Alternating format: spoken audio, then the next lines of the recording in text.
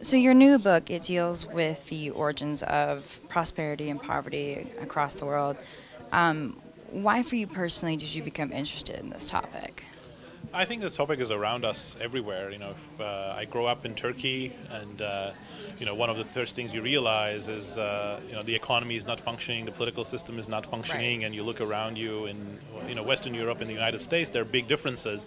So it's a natural thing for people who grow up in the third world countries to be interested in this question. But also when you come and you get interested in economics, in economics we always worry about how the society is doing or is not doing what's best for its citizens. And but here is the biggest part of that, in some sense, in the sense that we can fix antitrust, and we can fix the education system, and these are all very important. But the scale of the differences that exist between an African country and the United States or Switzerland or Canada are just so large that the implications of it, welfare implications, the human implications, are just enormous, and so it's a natural topic to be drawn to. You also talked a little bit about creative destruction that is central to economic growth. What are some examples that you can think of in more of a modern context? Yeah, I think creative destruction is around us everywhere. But I think the best example would be from the software industry, so or the computer industry in general. So.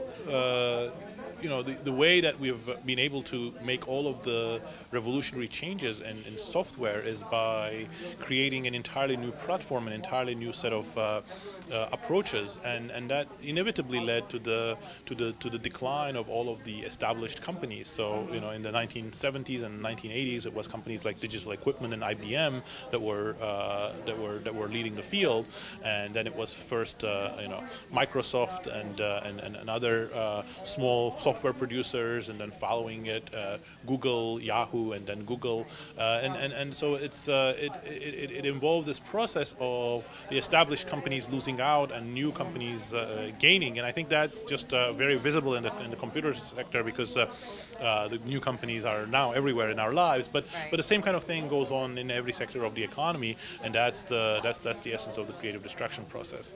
You said the government can create constraints that encourage this creative destruction or encourage incentives.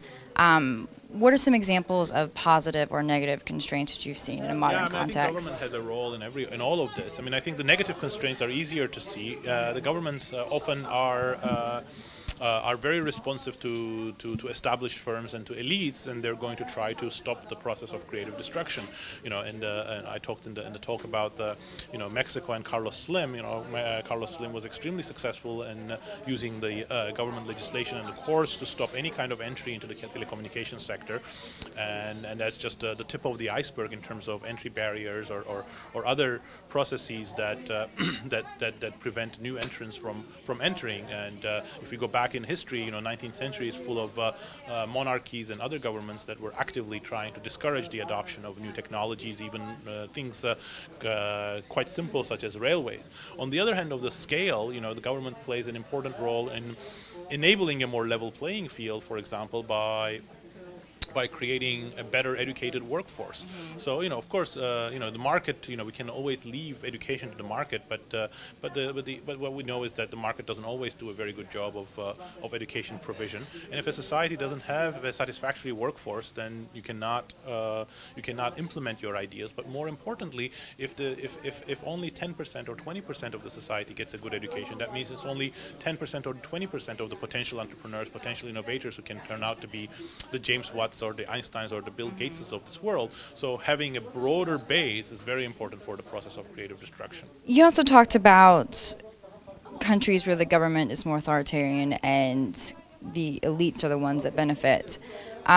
For businesses that want to invest in these countries, that you said it's a U.S. business and they want to invest in this country, what should be their concerns? Should they be wary of investing? Well, I mean, I think that's a very good question. It's a very ethically challenging question in the sense that, you know, take Russia, for example. You know, Russian economy is doing extremely well right now because oil prices are high, natural gas and oil are the main drivers of growth. But Russia has a very authoritarian government. Corruption is now really endemic in Russia.